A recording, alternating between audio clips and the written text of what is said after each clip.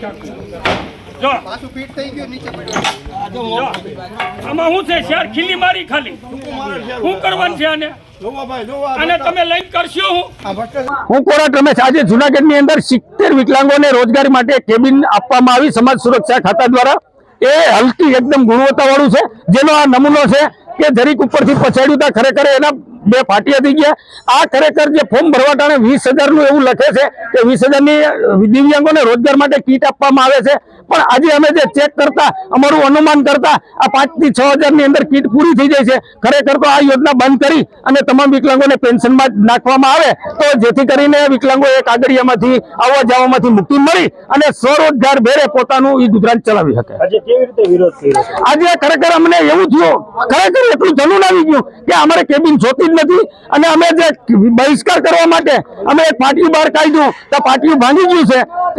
જે વિકલાંગોએ જોઈને એવું લાગ્યું કે હલકી ગુણવત્તા વાળું છે તો અમારે પણ નથી જોતું એટલે તમામ વિકલાંગોએ આ કીટ બહિષ્કાર કર્યો મનપા રાખવા નથી દેતી એ બાબતે ના મહાનગરપાલિકા તો કોઈ જગ્યાએ રાખવા જ નથી દેતી અમારા વિકલાંગોની ફરિયાદ મને ગુજરાત ભરમાંથી આવે છે કે કેબિન રાખે એટલે મહાનગરપાલિકા કોર્પોરેટ જે હોય તો ઉપાડી જાય છે એક બાજુ સરકાર રોજગારી માટે કેબિન આપે છે તો કેબિન મૂકી ગયા અમારે રોજગારી મળે ક્યાંથી એટલે શું જોઈશે તમારે અમારે આના બદલે ખરેખર તમામ ગુજરાતના વિકલાંગોના ખાતામાં પેન્શન મળે બીજા રાજ્યોમાં જે કઈ 32 રાજ્યોમાં મળે અમારી યોજના બંધ કરી દે સાધન સહાય અમારે નથી જોતી લાકડું લીલું છે કે સૂકું લીલું લાકડું એકદમ લીલું છે અત્યારે આજે વાતાવરણ પ્રમાણે 2 દિવસમાં સુકાઈ જશે એના સાંધા નોખા થઈ જવાના છે એ જર્જરિત હાલત થઈ જવાની છે એકદમ એટલું ભીનું છે કે શિયાળાની હિસાબે સંકોચાઈ જાય બીજાગરા નોખા પડી જાય આથી અમે આનો બહિષ્કાર કર્યો છે હું જિલ્લા સમાજ સુરક્ષા અધિકારી સૈયદ વસીમ આજરોજ સમાજ સુરક્ષા ખાતા દ્વારા દિવ્યાંગ વ્યક્તિઓને ગરમ ઠંડા પીણા અલ્પાહાર કીટનું વિતરણનું આયોજન કરવામાં આવેલું હતું જેમાં જિલ્લામાંથી 50 જેટલા લાભાર્થીઓને આજ વિતરણ માટે આ સ્થળે બોલાવવામાં આવેલા હતા એમનો રોજગારી બાબતનો વિરોધ છે કે અમને દિવ્યાંગ વ્યક્તિઓને રોજગારી નથી મળતી રોજગારી ભથ્થું નથી મળતું કીટ મળે તો અમારે લારી છે એ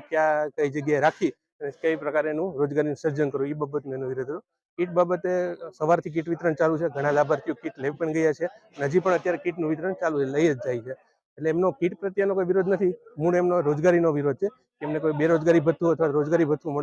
આપવામાં આવે તો દિવ્યાંગ વ્યક્તિઓને સરળતા રહે કીટની કિંમત અલગ અલગ હોય છે દરેક કીટો 5,000 10,000 થી લઈને 20,000 સુધીની કીટ હોય છે અને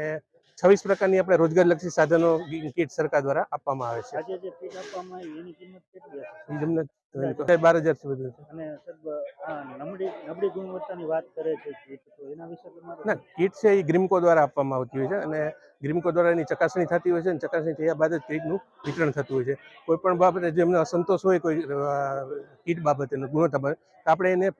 ફેરવી પણ આપતા હોઈએ છીએ બદલી પણ આપતા હોઈએ છીએ